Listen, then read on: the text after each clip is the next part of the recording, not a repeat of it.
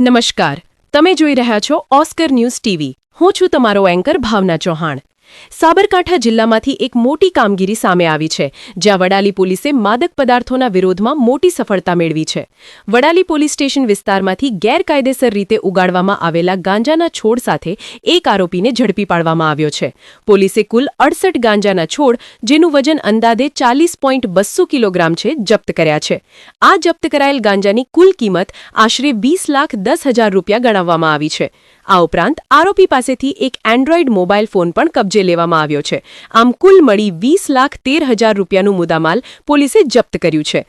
માહિતી મુજબ ગાંધીનગર રેન્જના પોલીસ મહાનિરીક્ષક વિરેન્દ્રસિંહ યાદવ આઈપીએસ તથા સાબરકાંઠાના પોલીસ અધિક્ષક ડોક્ટર પાર્થરાજસિંહ ગોહિલના માર્ગદર્શન હેઠળ જિલ્લામાં સે નો ટુ ડ્રગ્સ અભિયાન જોરશોરથી ચલાવવામાં આવી રહ્યું છે.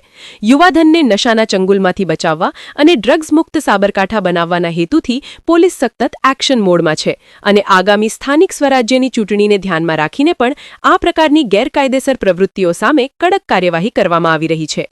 ઘટનાની વિગત એવી છે કે તારીખ 16 એપ્રિલ 2026ના રોજ વડાલી પોલીસને બાતમી મળી હતી કે કેસરપુરા ગામની સીમમાં એક વ્યક્તિ પોતાના ખેતરમાં ગાંજાના છોડનું વાવેતર કરી રહ્યો છે. આ બાતમીના આધારે પોલીસ ટીમે પંચો સાથે સ્થળ પર દોડી જઈ તપાસ હાથ ધરી હતી, જ્યાં મંજીભાઈ રામજીભાઈ ડુંડ, ઉંમર 47 વર્ષ, રહે કેસરપુરા, પોતાના ખેતરમાં ગેરકાયદેસર રીતે ગાંજાના છોડ ઉગાડતા ઝડપાઈ ગયા હતા. પોલીસે સ્થળ પરથી કુલ 68 ગાંજાના છોડ જપ્ત કરીને આરોપીની ધરપકડ કરી છે અને તેમના સામે એનડીપીએસ એક્ટ હેઠળ ગુનો દાખલ કરીને આગળની કાર્યવાહી હાથ ધરવામાં આવી છે. આ કામગીરીમાં વડાલી પોલીસ ઇન્સ્પેક્ટર ડીઆર પઢેરિયાના નેતૃત્વ હેઠળ police sub inspector KL Jadeja, ASI Girishbhai, head constable Hiransinh અને અજીતભાઈ તથા પોલીસ કોન્સ્ટેબલ નરેશભાઈ અને સુરેશસિંહ સહિતનો સ્ટાફ જોડાયો હતો. વડાલી પોલીસની આ કામગીરીને પ્રશંસનીય માનવામાં આવી રહી છે અને ડ્રગ્સ વિરુદ્ધના યુદ્ધમાં આ એક મોટો પ્રહાર ગણાવી શકાય.